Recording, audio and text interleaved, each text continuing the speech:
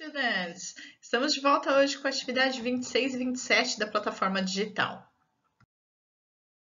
Nessa atividade, a gente vai falar sobre o Present Continuous, que é um tempo verbal usado para falar de ações que estão acontecendo neste exato momento. Está acontecendo agora. Eu estou gravando esse vídeo, vocês estão assistindo um vídeo, né? Então, essas ações que estão acontecendo no momento, elas são usadas o Present Continuous, tá?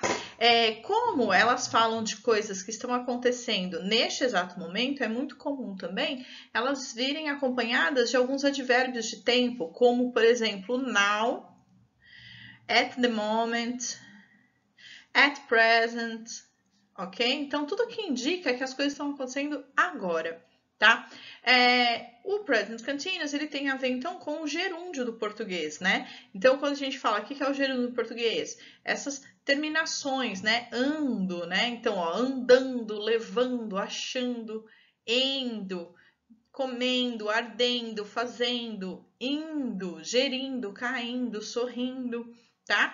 E ele, qual é a principal característica dele? Ele é composto por dois verbos, um verbo auxiliar e um verbo principal.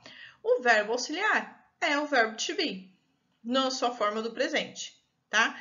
E o verbo principal vai receber a terminação ing para indicar esse gerúndio, para indicar essa ação de movimento, de ando, indo, certo? Então, olha lá como fica a estrutura das frases, né? Então, na forma afirmativa, né? A gente vai ter o sujeito, verb to be, o verbo principal com o ing no final, mais um complemento, né? Então, olha aqui nos exemplos, né? I am watching TV. Então, ó, I, o sujeito, am, verbo to be, acompanhando o sujeito, né? Watch, assistir com o ing no final. I am watching TV, eu estou assistindo TV. She's listening to music. Então, ó, she is, acompanhando she, né? A forma do verbo to be para she. Listen, o verbo principal, ing. Então, she's listening to music, ela está ouvindo música. They are studying. Então, ó, they are, acompanhando they, a forma do verbo to be para they, né? They are studying. O verbo study com ing no final. They are studying now. Eles estão estudando agora, tá?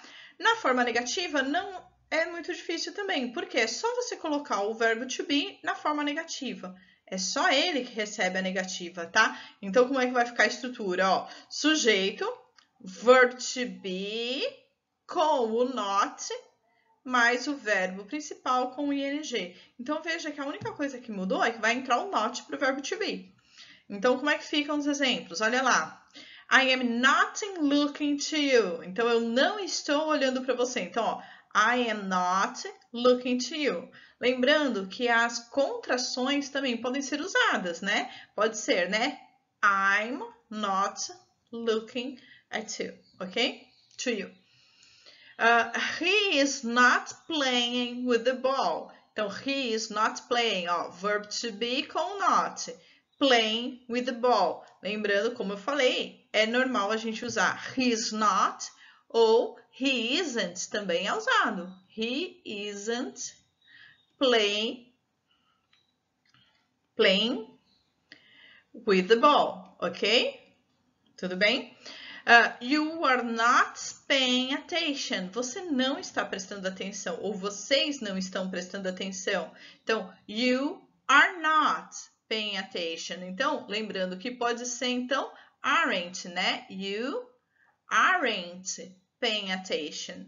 Ok? Então, tudo bem? Claro, até aqui não tem nenhum segredo, tá bom? Nas formas interrogativas, nas perguntas, vai acontecer a mesma coisa que a gente faz no verbo to be na forma afirmativa, no presente, no simple present. O verbo to be vai vir para frente do sujeito. Então, olha lá a estrutura. Vai ter o verbo to be antes do sujeito e depois do sujeito o verbo principal com o ing, tá? Vamos ver na frase? Então, olha lá, a frase. Are you studying for the test? Então, olha lá, verb to be, sujeito e o verb com a ing. Então, are you studying for the test? Você está estudando para a prova? Is she reading that book? Olha lá, verb to be, she, reading that book. Lembrando, o verbo to be sempre acompanha o sujeito, né? De acordo com o que a gente usa. Então, se eu estou usando you, a forma do verbo to be é are. Se eu estou usando she, a forma do verbo to be é is. Se eu estiver usando I, a forma do verbo to be é am. Lembrem-se disso. Temos que ter atenção também quando a gente forma o gerúndio dos verbos. Na hora que a gente vai colocar o ing no final do verbo principal, tá? Não é simplesmente só colocar o ing. Essa é a regra geral. Mas, como toda regra, existem algumas exceções, principalmente no inglês, né?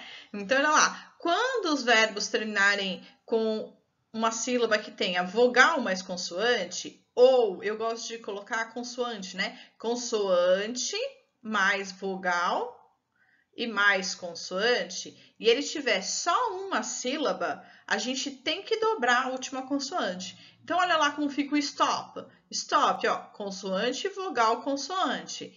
Então, ele vai dobrar o P, então vai ficar stopping, parando, né? Cut, também, ó, consoante, vogal, consoante. Cutting, vai ter que dobrar o T, tá bom? Outra regra que a gente tem, quando os verbos forem dissílabos, ou seja, quando tiver dois sons, tá? Duas sílabas, né?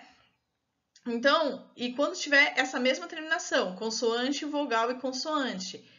Quando a sílaba forte for a última, a gente também dobra. Como que é o caso aqui do prefer. Ó, prefer, a sílaba tônica, a sílaba forte é o for. Então, prefer, a gente vai dobrar o R, preferring, tá? Begin, a sílaba forte é o gin, begin. Então, a gente vai dobrar o N, beginning, começando, tá?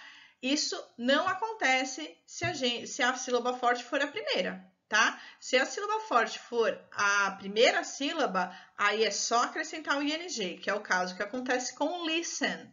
Ó, listen, a sílaba forte está aqui no lis. Listen, listening, aí não dobra nada.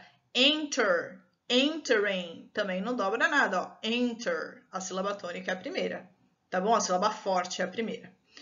Quando os verbos terminarem em E, a gente tira o E para colocar o ing, tá? Que é o caso do take, que vira taking, write, writing, tá? Fica até difícil de pronunciar se você não tirar o E. Taking, writing, não rola, tá? Então, taking, writing. Porém, se o verbo terminar em dois Es, aí a gente não tira, a gente só acrescenta o ing, né? O caso de flee, fleeing. Flee é escapar, fugir. Agree, agreeing, que seria concordar, concordando, tá bom? Os verbos terminados com a vogal mais L, a gente vai dobrar o L, que é o caso do travel. Travel, traveling, ok? E, para terminar, os verbos que terminam com as letras I e E, essas letras vão ser substituídas pelo Y com o ING. Então, olha lá. Lie vira line. Die vira dying. Ok? São só essas regras que a gente tem que lembrar na hora de colocar o ING nos verbos principais, ok? Para finalizar, então, nós temos um único exercício que você deve observar a imagem e completar o texto com esses verbos que estão aqui no quadro.